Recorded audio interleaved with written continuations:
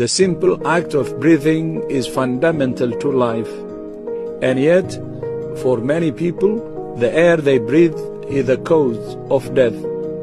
The same emissions from smokestacks and exhaust pipes that are choking our planet are choking people, filling their lungs with deadly toxins.